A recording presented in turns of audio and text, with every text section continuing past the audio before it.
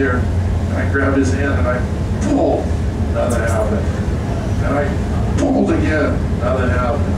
I looked back and he had one tear running down out of the corner of his eye, and he looked at me and he said, if you don't get that hook out this time, I'm going to hit you so hard your grandkids are going to have a headache. I said, okay, one more time. And I pulled with everything and then it came out.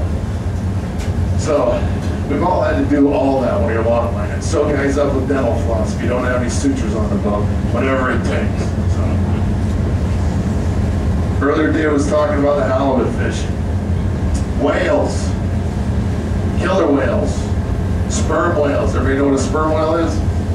That's Moby Dick.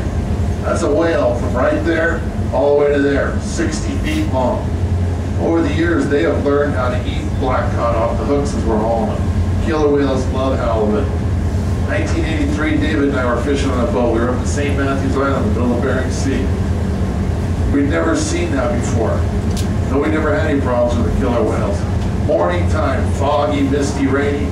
I was standing at the rail here, hauling gear board, kind of like this, a little foggy. About 20 feet out there, this big black cylinder comes up out of the water, straight up.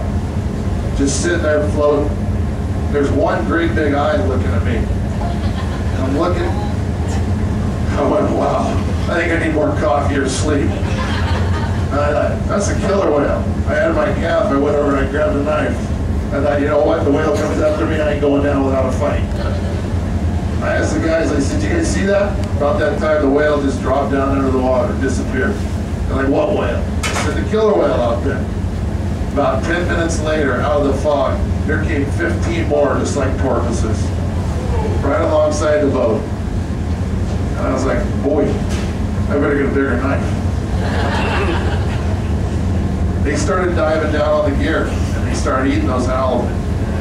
100-pound halibut, you just get the head back in a big half moon. Some of the younger whales, they just put big teeth marks on them. Number 2, we couldn't sell those fish. It was a crazy thing. They've progressed now to the point where you'll be fishing, the females will have a young one with them, they dive down, take them with them. They were there first though. It's their ocean. You love to hate them. It's an amazing thing. It's a pain in the rear when it happens, but there's not a whole lot you can't do.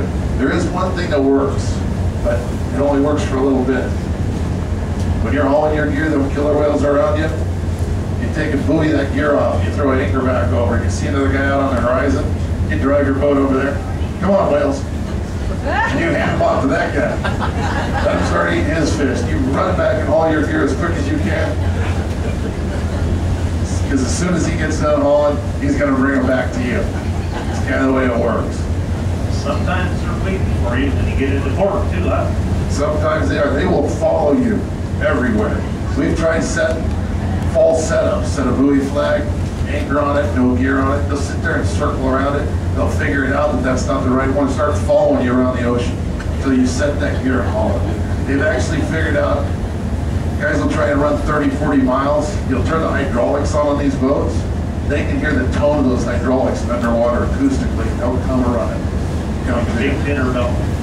The sperm whales are amazing.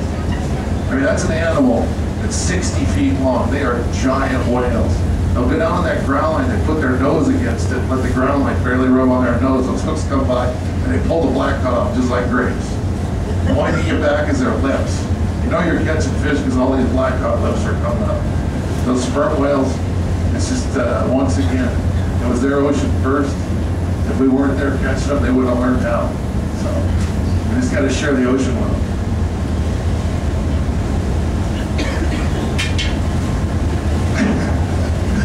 This is our first day out, and this isn't scripted, so anyway. I was getting coffee. Okay. What I did. Well, we're just about done with the whales. Am I supposed to talk? Does anybody have a question? Nobody's got a question? You're doing a heck of a job then. First thing we're going to do today is we're going to haul some of these hooks. Now, I would like to point out, if we don't catch anything on these hooks, yesterday, Derek and I, we baited them up. We set them out just like we're supposed to. We put them right where Dave said, let them go.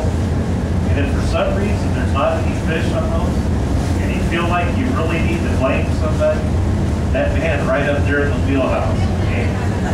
And actually, this speaker right here, that's a two-way speaker.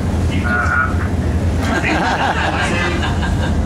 You'd be amazed at what I can hear down there. you can talk to him right through this speaker, let him know what you think. Okay? All right. What do you see out there?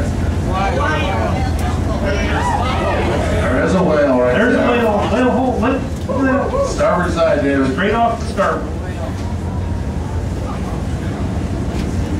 Now, we do have to charge extra if we do see whales. But don't worry, we've got a special program on board today we're trying out. Today's the first day of that. Your credit card, just once you know, it automatically puts a charge in your credit card. It's by wireless. So, anyway, when you guys get home, just didn't want that to be a surprise. Here we'll open some.